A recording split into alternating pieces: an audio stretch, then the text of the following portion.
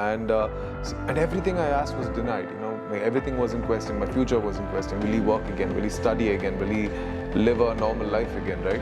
And so the only wish I had was to sleep in my room. And I thought to myself, this little thing is also denied to me. I mean, where has my life come? We're here with the fabulous Sujith. How are you, Sujith? I'm good, Dee. I personally know you, but I want the viewers to know more about you. So the heated question that I think everyone is waiting for is, what happened? How did it happen? Spill the tea, give us the details. So I was, till my 9th grade, I was here in the UAE. And after that, I did my boarding. I went to hostels in India, back in India, where I'm from, in Kerala. And 3 years I completed over there. After my schooling, I moved to Bangalore to pursue my bachelor's in commerce. Okay. In my final year, which was when I was doing in Bangalore. Okay. In so how college, old were you? I was 20 years old 20, when this happened. Okay. So this was my final year of college, and obviously Bangalore, you know, being a place too much of youth energy, you know, and I used to be in love with bikes, and college was like a playground. It was an unreal, like in every other energetic kid of 20 years old. Yeah. And the date was March 31st, which was Easter night in 2013. Okay. When this happened. And me and my friends went out for a bike ride, which was about 2 or 3 bikes, and I had a person with me who was my pillion. We crashed. How we crashed, how it happened, the entire day I have no memory of till date. Like my entire memory is wiped out. But my very first memory was waking up in a hospital bed. And when I woke up, I saw my family, my mom, my dad, my sisters, and my elder sister's husband, my brother-in-law. Right. And they were there. And the only thing that was told me was, I was asked, and I'm in confusion, right? I'm just waking up. It's like a normal day in Bangalore, and suddenly the next thing is I'm seeing my folks. And my mom is asking me, can you see us? And my dad asked me, do you know who we are? Yeah. And I just nodded to both the answers and I passed out because I was on high doses of the medication from the hospital. Yeah. The second time I woke up is when my brother-in-law was there, and he said, Sujith, just relax, calm down, you're fine. You had an accident and you're in the ICU. And I'm telling them, guys, whatever it is, like in a subconscious state, whatever it is, I'll fix myself and come out. Why do you guys come all the way from Dubai for this? I have no idea what happened, right? So I'm on high doses. I had, the reason why I was talking very off place is because I woke up 4 days after the accident. I was in coma, I was on a ventilator. Okay. And when I woke up, by the time I woke up, I had 2 surgeries already done on my body. Okay. So I had like 18 fractures on my skull. Wow. I had my ribs broken, so my spinal cord got injured is the reason I'm on a wheelchair. Yes, yep. And I wasn't told all this initially, right? But 2 weeks of, and because of this, I was on high doses of morphine for the pain. So, you know, you hallucinate, you talk some jazz. I spent 2 weeks in the ICU with the doctors saying that he might pass out today or tomorrow. So this was told to my folks that he has a 40% chance of survival because every day I was losing something. I was losing some liver issues were happening, some kidney issues were happening, heart was showing complication. I got pneumonia in the ICU. Yeah. And miraculously, after 2 weeks, he said he's going to live and he can actually be moved to the ward. So it took 2 weeks for the doctors to confirm this guy will live or not. Yeah. And then once we exited from there, I was in the ward for another 2-3 weeks, and I spent another 3 months in a rehabilitation center learning every single thing, how to take a shower, from how to sleep to how to pick things from the ground. I mean, I couldn't believe I was being taught that at the age of 21. From the beginning, learning everything from the beginning. Yeah, at the age of 21, someone is teaching me how to take a shower, how to sleep on a bed, how to pick things from a ground. It was unreal, but I was living that life, you know. Yeah. I remember you mentioning about the day that your bedroom was upstairs, but because you were downstairs, you had an aim, a target, a goal to get upstairs, and you did the impossible to do it. Please explain that again, or tell our viewers that again. That was because of pure anger. I'll tell you what, I have been so angry, and I think it's a phase. I'll tell you how it happens in an injury for I think anyone, whether it's if the person is in a wheelchair or not. First, there's always a level of confusion, right? And this is, I'm talking about my accident, level of confusion. Then there is a level of denial. Then there is insanely madness, anger, you know, and in that anger is when you make a choice. Okay. how you channel that anger. Yeah. Do you use it to burn yourself down, or do you use it to burn the fuel that will get you up there? I love that. So, I love that. Well said. Yeah. I had the confusion phase. I had the denial phase. I still have the denial phase Yeah. in one side of me till date, to be honest, realistic to you. But when that anger drove in is because every single one that came to meet me after the accident, when I was in Kerala, when I used to tell them I can't feel my legs, the first thing they would do is come and touch my legs. And this is hundreds of people. Hundreds of people would come from many different places just to see me. Like, I felt as if I was a showpiece. Yeah. I know they came to see me because someone knows my mom, someone knows my dad. But how I felt like a showpiece. And everything I asked was denied. Everything was in question. My future was in question. Will he work again? Will he study again? Will he live a normal life again, right? And so the only wish I had was to sleep in my room.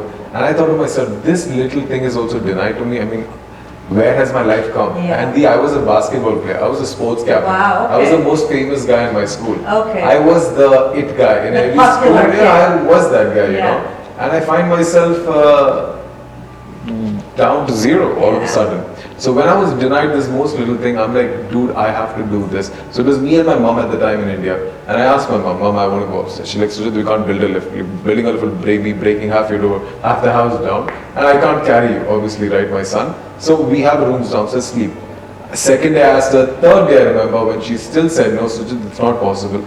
I remember it was evening time, she was coming from the kitchen and she like, Sujith, it's not possible. I'm like, fine, I'll do it. If I have to do it, I'll do it. It was an angry way, I don't want to react in the camera, but I think you can figure. Yeah. And I wheeled myself to the end of the step and I took myself from the chair and I placed myself on the step. I don't know what I was thinking, but I'm like, I can't run. And I remember this, if you can't fly, you run. If you can't run, you walk. If you can't walk, you crawl. I'm like, screw it, I'm going to crawl. It doesn't sound ethical at all, right? Would you ask a person in a wheelchair, there's no way to climb, crawl. It would sound inhuman if you ask someone to do that. I'm like, I need to get upstairs.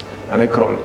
I sat on every single step doing a push-up one after the other. Wow. And 18 steps up, I was dead. But for the first time in my entire life, I felt I did an impossible task. Because whoever came to my house and I said I want to sleep upstairs, everyone said, Sujith, it's impossible for you to go upstairs by yourself in a wheelchair or someone to carry you. It's not possible because it's just me and my mom at that time and we can't build a lift. It's not like it's... And I just did the impossible. That one incident triggered, I think just changed my entire destiny. Yeah. Like a snowball effect, Yeah, 100%. It's so inspirational. You're so inspiring, and your story. That's why I keep on actually focusing on that part, because I think that was the part that even made me say, "Oh my God! Like, he's a superhuman. If he can do this in his weakest form, in his weakest times, and he can do anything. Nothing is impossible." What's one inspirational tip or word of support you would like to share with anyone who's going through the same story, especially in the early stages where you first started? Now, obviously, it's been 11 years for you, right. But for someone who just started, similar situation, what would you say to that girl or boy, especially if they're young? So I tell them two words: take control. Now, why I say take control is because I spent many years initially depending on my doctors and my parents that they're going to fix my situation. It took me a while and research I had to do on my own to understand what is the gravity of a spinal cord injury. Then it broke my heart. Then I understood there's no cure for it. People are still doing a lot of research. So I spent a lot of those years hoping today I'll wake up, tomorrow I'll wake up. And there's nothing worse than getting your hope broken down. Then I reached a point to understand that I was young, I was 20 years old, that taking control of my life and my decisions, and I'll decide what are my limitations. Not others. Because people were telling me what you can and cannot do. Doctors were telling me what is possible and what's not possible. I get it, to a science there's a certain limit.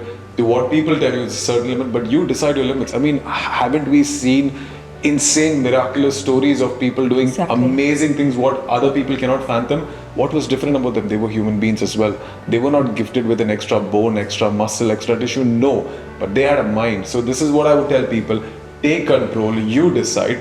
Agreed, it's not an easy ride. It's never an easy ride for anyone, especially even with depression, it's not an easy ride. So take control and you can fix it, but step by step, one by one. It doesn't happen overnight.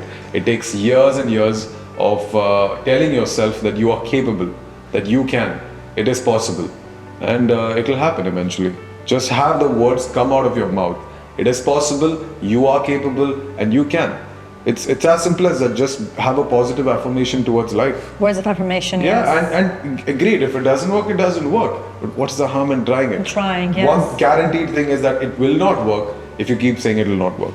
Exactly. You know, so just have a positive mindset Exactly. about it. And I'm not saying everything will turn out 100% bright and shining, but at least 80% will. Wow. Yeah. So 80 is definitely, I would take 80 over 100 any day. Yeah. If you had the chance to do one thing differently or go back in time, what would you choose to do? Oh, I would tell myself some things what I know today. I would definitely go back to my youth days and tell myself, do you know how capable you are? 110%. I wouldn't ask for $10 million. Like if you gave me a wish, no. I would definitely go back and tell myself what I know today. And actually, you just needed you. I would literally tell you just needed you, but you depended on the wrong people. You thought you didn't have the skills, you didn't have the capability, you didn't have the attitude, or you didn't have what it takes. Completely wrong attitude, my friend. You have it. I love that. Oh, That yeah. that is very different from what I thought you would say What's or it? anyone else would say, Right. especially in this day and age. But I love what you said. It's actually pretty me off guard a little bit. I'm pretty surprised with your Yeah. answer. I love it. So believe in yourself. Yeah, You- 100%. You have your own back. 100%. Like what I have, I keep telling these people, man, this attitude. So the craziest question, now one of the most very interesting questions I've actually got in a podcast I did with a futurist just a couple of months ago. And he asked me, Sujith, this body with this mindset or old mindset but with a completely able body? One Yeah. of the toughest questions I faced today. Yeah. One of the toughest questions I faced today. Wow. One side I have that mind I have today, but one side I want my body and my legs to walk. Yes, Very yes, hard. yes. Very hard. But yeah, so if you ask me my answer, definitely what I know today for what it takes to do and get things done and who you can become as Yeah. an individual. Because end of the day, everyone can make money. Agreed that it's very subjective on what kind of lifestyle you want to live, because we all are here it for that. We need that money. We need For the sure. lifestyle comfort so we can take care of people around us and live a good one. But what's the point if you're that without attitude, character, For sure, personality? for sure. You know what I mean? For sure, That's for sure. important for me. I love that. What's one fun fact about you that you're comfortable sharing that not many people know? I don't know how many people know, but I think if you know, I rap. I love to rap, and the fun fact is, I'll tell you how it happened, which was so accidental. It happened in a hospital. Okay. I was in for a surgery. It was in 2017, and I was like, I just had an amazing trip in Bangalore. I went to Bangalore, I came back, and I was like, so my first solo wheelchair trip, and everything was good, right? And I was sitting, and now I'm in 2 days away from my birthday, and I'm sitting in a hospital bed, waiting for a surgery to happen. And I was like, dude, just look at how, 6 months ago I was killing it, and now I'm back in the surgery again.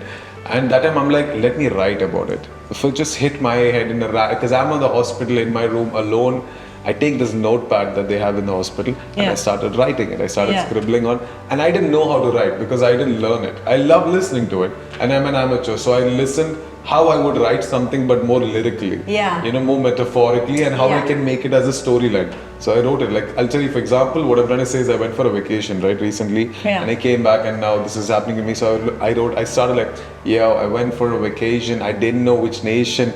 I went to Bangalore, and that was a celebration. I'm back in Dubai. I got a wound in my thigh doing my CFA, because I was studying for CFA. I'm doing my CFA, and that is side by side. Now I'm at this institution to handle my situation, but then there's a complication. But there's a thought in my mind I like to notify. After all this while, I've come to realize that you can't suffice to live this life with a mind this size. That's unwise. You gotta disguise, optimize, improvise. You gotta visualize on how you wanna rise. You gotta do this more than once or just twice. I rap this, guys, because we are likewise. We all gotta rise and live life king size. What? That was it.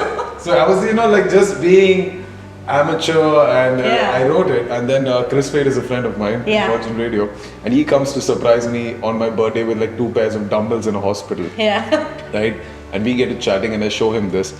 And on 18th of April, he goes to the studio and he plays my track with some beats in it. He adds some beats and he plays it. And this, he airs it on radio. And the next thing I know, the ex-Miss Universe or Miss World of India, she tweets about me, saying that, hey, just heard Sujith's story on Chris Fade show and love the rap. And I'm like, whoa, dude, like that just, I'm like, I wouldn't show it to anybody or play it out there thinking, like, dude, who's gonna listen? This is so amateur work. It's just out of fun I wrote. So then getting Masala Award, and that was a big thing because I have all these Bollywood stars, and I never imagined it. And then I got to myself thinking, dude, I would have never put this rap out by myself, for sure. Telling the world, hey guys, this is what I wrote. Someone accidentally did that to me. So what did I do? I allowed fear to control something which I thought would come out as stupid. Exactly. But when someone did that for me, I landed an award. A lot of people heard it. Some people found it empowering and liked it. I'm like, I gotta write some more. And then I think from then I've written about 8 to 9 songs. But in 2000, but I never published it. This is still there, okay? So I've written all this. I've always like, one day I want to put it out there. I want to put it out there. I've written about, I'll tell you even what I've written about. I've written some things about my story. I've written something very casual, very old school hip hop. I've written one about a girl I saw crossing on the road. I've never seen her face till now, but I found out when I saw her crossing, I saw her so beautiful. So I literally went and I wrote an entire song on her. Wow. Like there's a verse and I take you to Malibu just to hang with you, like Venice and Greece, that be on the way to 5-star baby, let me give it to you, all the things that's so good to be true, so beautiful, I want to call you my boo, turn up. So it's something like that. So I'm not gonna I'll get you guys a sneak peek, promise. So that's how crazy I went into rap after that. You know, I used to get so creative, like look for inspiration from here and there. And in 2021 is when a company approached me saying, Sujith, can you write a song for us? I'm like, wow, you know, and again got scared.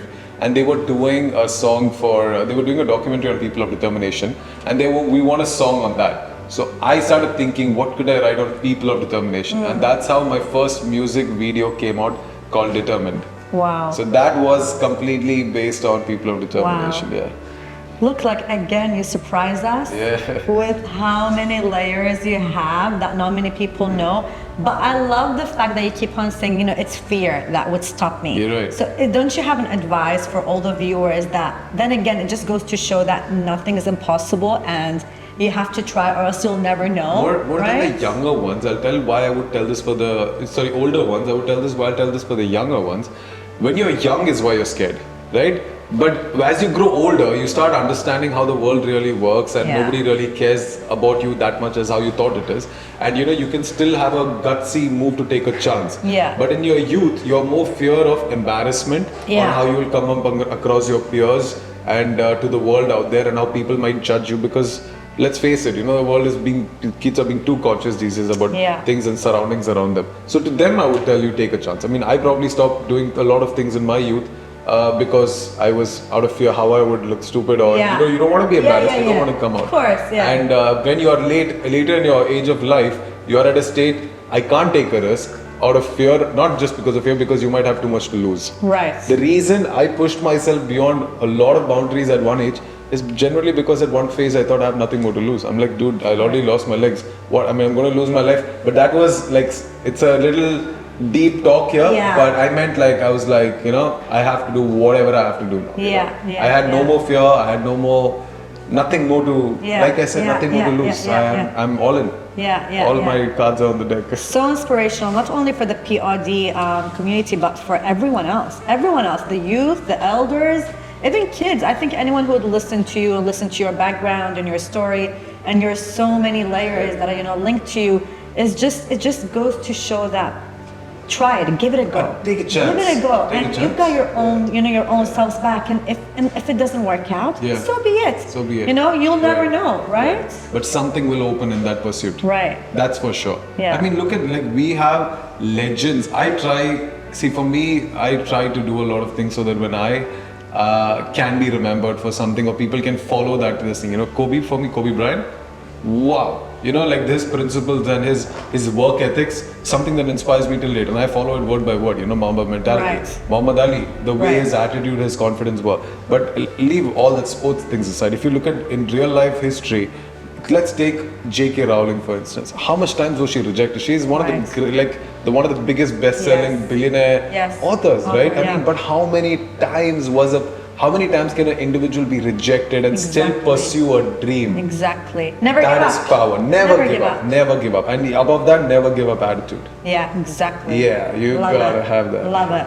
What's one product you would like to recommend to the POD community, especially people in similar situations to you, or in general, from Gilani Mobility Dubai? I would tell the most basic itself being the wheelchair. I'll tell you why.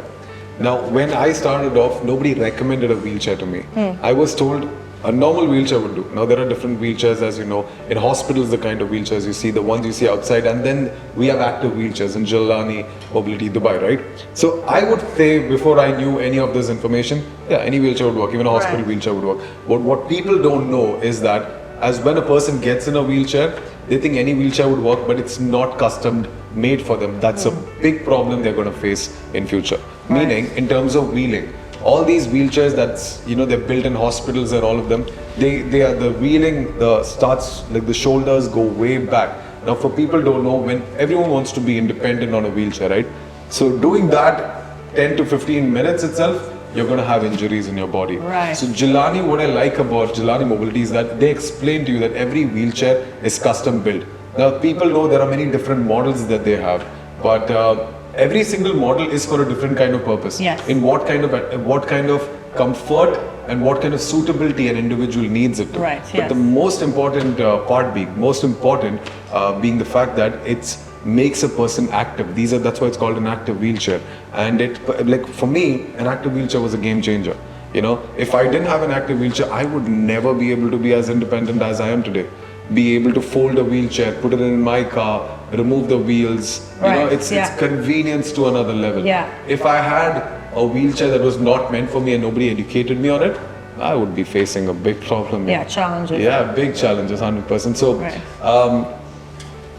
what I like, today morning I was there with Gilani, we were seeing the video of this Travia that they have, which is meant, so I've never seen a vehicle like this where the base, it's custom built, they removed half of the vehicle and they put it back. The below, the mid part, it goes down as a ramp for an individual to not even get out of the wheelchair. Yeah, you know, and they can just go inside the car. Now, why this is important? So I'm someone who has good enough arm power to get in and out of the car, get the wheelchair inside. But I've had a lot of people who tell me their parents are in town, or their parents cannot be able to do what I do, lift yourself and put yourself in the car. For those people, this is an absolute game changer.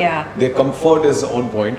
They are safe, sound, and the entire family can be in the same car. So I think, so people are not educated enough on what this company has or what they're offering, and how it can make the simplest products can make life easy. There was another product I came across, Gilani, which actually fascinated me, which is this motorbike.